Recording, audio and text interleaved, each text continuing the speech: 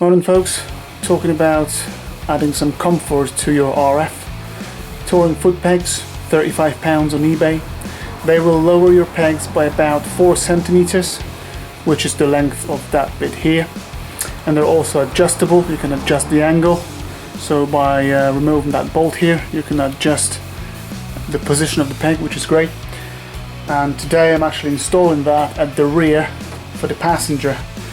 Sometimes I go for a ride with my other half, and this will add some extra comfort, which is great. So basically you won't find the pegs on eBay advertised as rear foot pegs, touring foot pegs for RF900, but what I found is that those front ones will actually work on the rear too if you mount them the way I'll do it today. So first, on that bolt here, you're gonna have this very small snap ring, so just remove that. Then you're gonna unscrew that bolt here,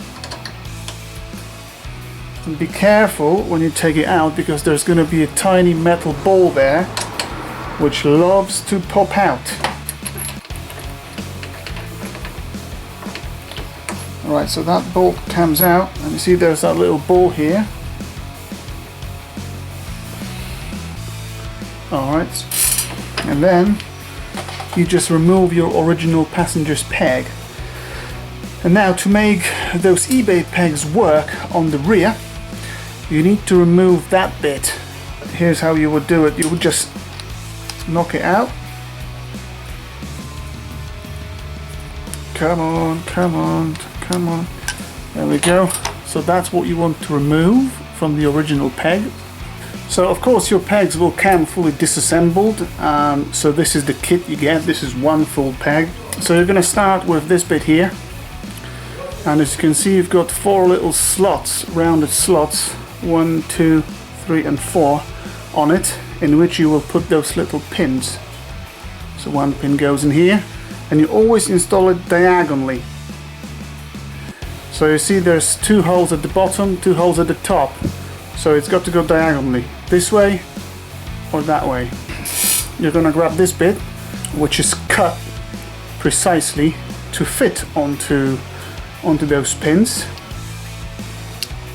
So there we go, it fits in, and that way it secures. Then you get this little screw, which you basically put in here, and using this small Allen key, you secure that screw in there.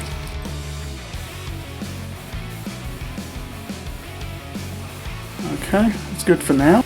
And then finally you get the peg, and the peg goes on that here, and at the bottom you've got that hole to which you put that screw, and then again with the use of Allen key you screw that in. Okay, now so the peg is almost ready. Obviously it's all loose for adjustments, but you would be able to put it in now. So have a look. If you just put it in and secure that bolt from the top, this is gonna be all floppy, and this is why you've got to use some parts, which was that bit here, and you would simply put it in there. Alright, now you put the whole assembly in here, and by the way, here in that little hole you've got a spring.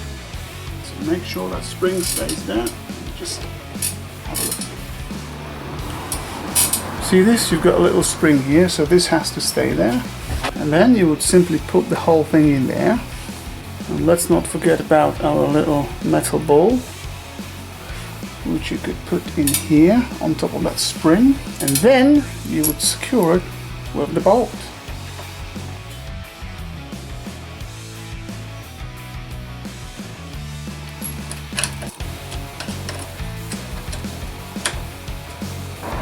I can still adjust many things, but now this doesn't flop anymore. That bit there, it's all nice and secure. And then finally you install the tiny little snap ring here at the bottom, and there we go. Those are your lowering foot pegs installed. Now I think what's also important to say is that those foot pegs will slightly push your feet outward, which to some people is a problem. For me, it wasn't a problem at all. I don't race within 2 days. Changing gears very quickly isn't something that I need. So perhaps this is something to consider when you're buying those pegs for yourself as a rider for the front. At the rear, your passenger doesn't change gears, and it honestly doesn't matter that the feet are pushed, 2 centimeters outwards. Thing is though, those will lower the feet by 4 centimeters and are also adjustable. What else would you want for the passenger? Thanks for watching. Till next time.